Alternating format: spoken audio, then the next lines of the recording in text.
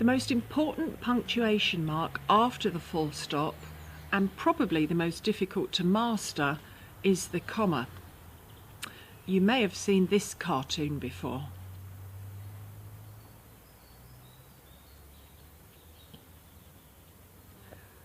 I love that cartoon and often use it in my classes. It shows how the comma saved Grandma's life. We use commas mainly for the purpose of separating sentences into parts which will make meaning clear to the reader. Remember, when writing in academic English, it's the responsibility of the writer to ensure the reader gains the intended meaning of a text. This isn't always the case when writing in other language, but it's an important point to remember when writing in English. You don't want your reader to have to do the work. You have to do the work.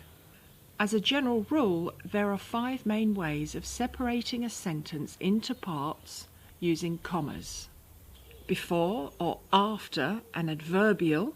Recently, Grace went to London.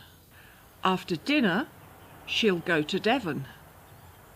She wants to study German, apparently. These are some examples of uses of commas.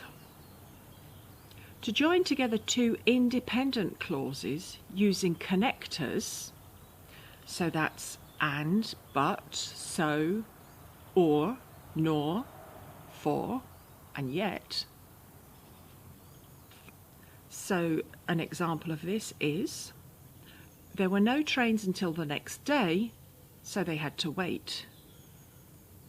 Grace was not particularly pleased about this, but she had no choice. We also use commas to separate phrases from the rest of the text when they are non-defining. That is, the words between the commas are not essential to the meaning of the sentence. Some examples are, the train operator, Great Western, is well known for punctuality. Travelling by bus, a vehicle which carries up to 50 people, is more complex. Another situation where we use commas is to separate words, groups or clauses in a series or list. For example, it may be necessary to travel to China, India, Brazil and Russia. They produce a variety of products, including pens, pencils and notebooks. Another way we use commas is to separate adjectives which modify the same noun. So an example is, she struggled with the heavy, bulky box. She struggled with the bulky, heavy box.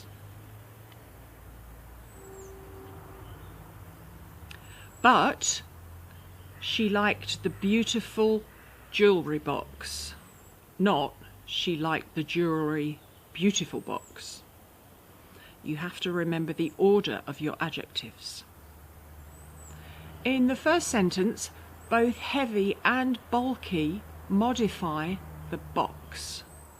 In the second sentence, jewellery modifies the box, beautiful modifies the jewellery box.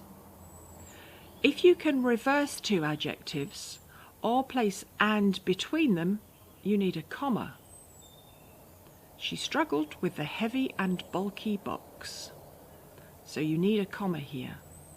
Not, she liked the beautiful and jewellery box. That doesn't work.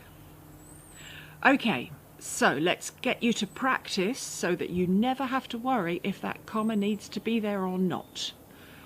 Complete the exercises on commas, apostrophes, semicolons and colons to know the precise usage in academic contexts.